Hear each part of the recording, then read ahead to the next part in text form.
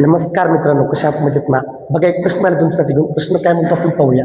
काशी 80 किमी वेगाने जाणारी 700 मीटर लांबीची एक आगगाडी एक प्लॅटफॉर्म 72 सेकंदामध्ये ओलांडते, तर प्लॅटफॉर्मची लांबी किती? मित्रांनो, खूप सोपं आहे. जेव्हा रेल्वेवरचा प्रश्न येईल ना, त्यावेळेस एक फॉर्म्युला आपला फिक्स आहे, तो म्हणजे अंतर बरोबर वेळ गुणिले वेग. आता सर, यामध्ये आम्हाला वेळ दिला त्यांनी 72 सेकंद, वेळ दिल्या 72 सेकंद आणि वेग किती दिला रे? 80 किलोमीटर पर आवर.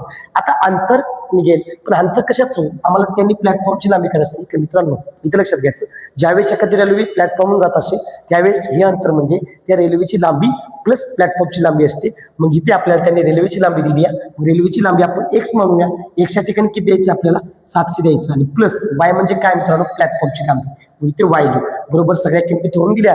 आता हे वेग कशामध्ये? किलोमीटर पर आवर मध्ये. आपल्याला मीटर पर सेकंद मध्ये कन्वर्ट करताना 518 ने गुणून घ्यायचं आणि सरळ काटाकाटी 18 एके 18, 18 चौक 72, 80 पाचा झाले हे 400 आणि हे 400 चौक किती झाले रे? 1600. आता मला सांगा, हा जो 700 इकडे प्लस मध्ये इकडे गेल्यावर कशात जाईल? तो मायनस मध्ये जाईल.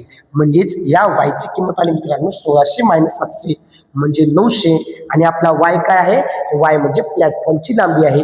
वाय बरोबर 900 काय येणार? आपलं मीटर येणार. पर्याय क्रमांक